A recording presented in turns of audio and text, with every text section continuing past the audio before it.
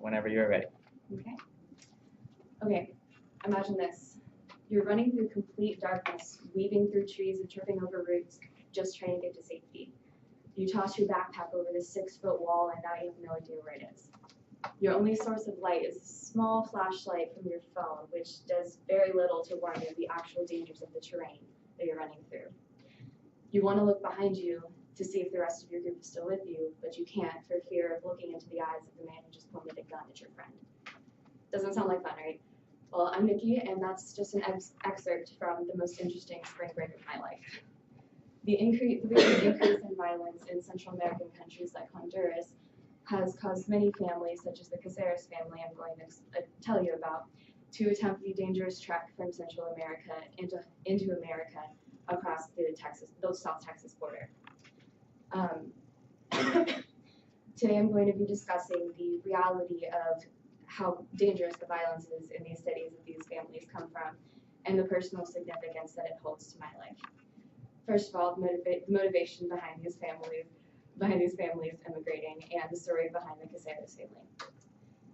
The violence that motivates these families has become much of an everyday occurrence in many cities in Honduras, specifically Honduras.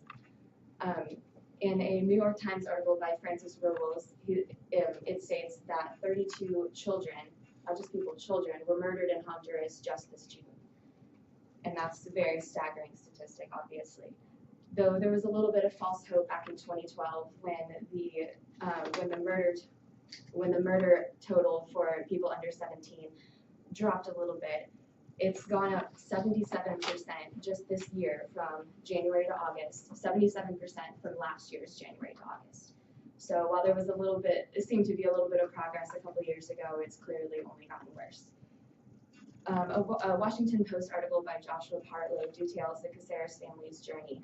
Their goal was to emigrate from El Progreso, Honduras, across the Texas border. But because of the recent tightening of security with many more checkpoints and patrols that are happening throughout Central America, they didn't quite make it there. They sent their oldest daughter, Cindy, who was 10, with their neighbors who were going to the same place from the same place. But the rest of the Caceres family was stopped by Mexican police while Cindy and the neighbors went on. So there was a 20-day period where Cindy's family had no idea whether or not she was even alive.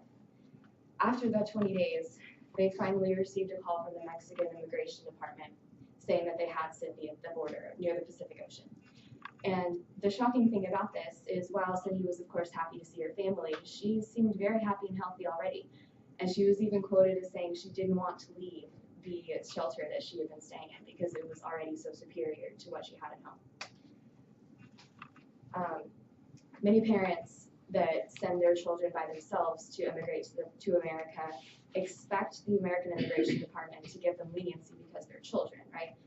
But unfortunately, that's not really the case, according to an Associated Press article by Astrid Galvan.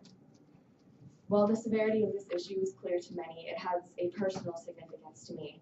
I've been on 2 mission trips to Honduras, and I formed relationships with so many people there, and it's the fact that the relationships that I formed with those people has made this particularly staggering to me. The story that I mentioned at the beginning was a very true story that happened, and we were at the house of the pastor with whom we were partnering in La Ceiba, Honduras. And what blew my mind was that his first priority was keeping my group safe. He and his family stayed in his house when 2 armed robbers ran in and robbed their house after they made sure that we got out.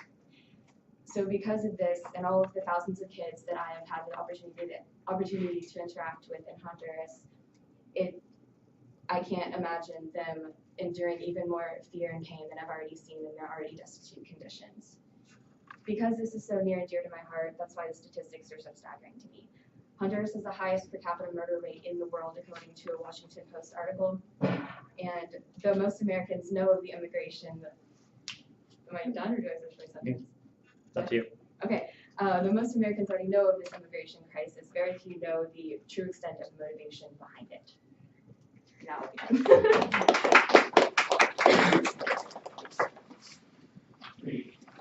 again.